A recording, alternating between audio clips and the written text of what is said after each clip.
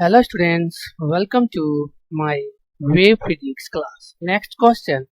In the circuit shown the value of I in ampere is. Question यहाँ पे कर रहा है कि ये जो सर्किट डायग्राम दिया है, इस सर्किट डायग्राम में ये जो करंट I है, ओके, इसका वैल्यू जो है वो हमको निकालना है एम्पियर में। तो सॉल्यूशन में देखेंगे कि ये दोनों हमारा जो रेजिस्टेंस है 4 ओम और ये 4 ओम दोनों आपस में जो है वो पैरेलल में। तो इसका अगर हम इक्विवेलेंट निकाल लेते हैं, आरपी इक्वल टू वह हो जाएगा 4 इंटू 4 बाय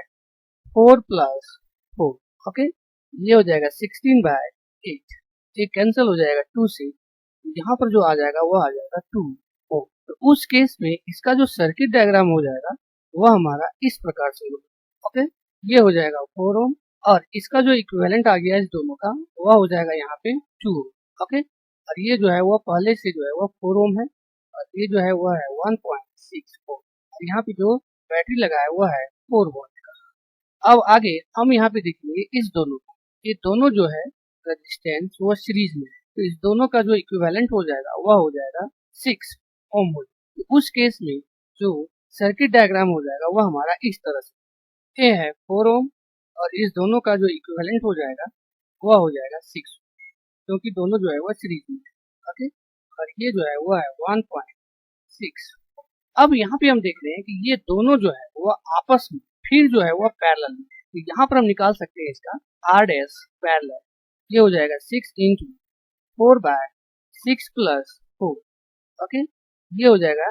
24 बाय 10। तो इसका जो इक्विवेलेंट रेजिस्टेंस आ जाएगा वो आ जाएगा 2.4, ओके, तब जाके जो हमारा सर्किट डायग्राम हो जाएगा वह इस तरह से, ओके, ये हो जाएगा 1.6 ओम है और ये हो गया है 2.4 ओम और ये जो है वह है 4 ओम। अब यहाँ पे हम देखेंगे कि ये दोनों जो रेजिस्टेंस है 2.4 ओम और 1.6 ओम, ये दोनों आपस में क्या है सीरीज में। यहाँ पर जो हमारा इक्विवेलेंट रेजिस्टेंस आ जाएगा वह आ जाएगा R dash P plus 1.6 ohm, okay, तो आर डैश पी जो है वो हमारा निकला है 2.4 और प्लस 1.6, ओके, तो ये हो जाएगा 4 ओम, ओके। अब देख रहे हैं यहाँ पे जब हमारा इक्विवेलेंट रेजिस्टेंस आ गया है, अब हमने यहाँ पे इक्विवेलेंट रेजिस्टेंस हमने निकाला। अब यहाँ पे हम क्या करेंगे कि इस बैटरी के द्वारा जो करंट हमारा जा रहा है, ओके, उस करंट को अगर हम आई मान लेते हैं तो इस आई का वैल्यू कितना होगा उसको हम यहाँ पे निकालते हैं। तो आई इक्वल टू हो जाएगा वह हो जाएगा V बाय आर, ओके, तो V जो है वह 4 वोल्ट है और जो इक्विवेलेंट रेजिस्टेंस हमारा निकला है पूरे सर्किट डायग्राम का वह है 4, यहाँ पर हो जाएगा 4, ये कैंसिल हो जाएगा, तो आई इक्वल टू जो आ जाएगा वह आ जाएगा हमारा 1 एम्पियर, ओके। इसका मतलब इसमें जो करंट दिया जा रहा है वह करंट जो है 1 एम्पियर करंट जो है वो दिया जा रहा है, ओके। अब यहाँ पे हम देखेंगे इस सर्किट डायग्राम, यहाँ पे जो करंट हमारा निकला है वह करंट आई जा रहा है, ओके, जो हमारा आया है 1 एम्पियर। अब एक करंट आई जो है वह इस पॉइंट पर जाने के बाद यहाँ पर जो है वह डिवाइड हो जाता है 2 बार, इसमें चला जाता है करंट आई और अगर इसमें हम मान लेते हैं कि इसमें करंट जो जाता है वह आई डैश जाता है, ओके, तो हमको जो निकालना है इस आई का वैल्यू निकालना है, ओके। लेकिन यहाँ पे हम देखेंगे कि ये जो 4 ओम रेजिस्टेंस है और ये 6 ओम रेजिस्टेंस, ये दोनों आपस में क्या है पैरेलल में, तो इसका मतलब यहाँ पर जो पोटेंशियल होगा, ओके, और यहाँ पर जो पोटेंशियल होगा वह दोनों जो है वह इक्वल होगा, ओके। तो इसको हम अगर मान लेते हैं 1 और इसको मान लेते हैं 2, तो यहाँ पर हम लिख सकते हैं potential V1 equal to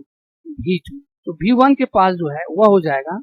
I dash और इसके पास जो रेजिस्टेंस है वह है 4 और V2 जो है इसमें जो करंट जा रहा है वह I जा रहा है और इसमें जो रेजिस्टेंस है वह है 6।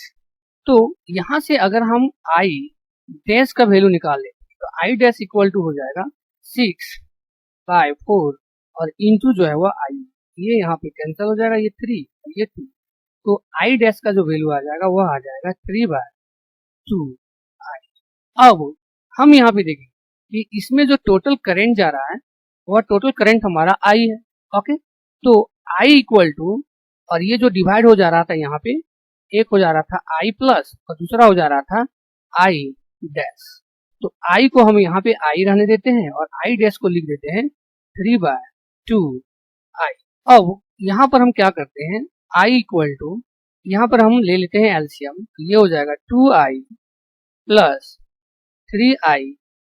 और बाई में हो जाएगा 2, ये i इक्वल टू हो जाएगा 5i/2। ओके, और i का वैल्यू जो है वो अभी हमने यहाँ पे निकाला है, वह है 1 एम्पियर। तो इसके जगह हम लिख देते हैं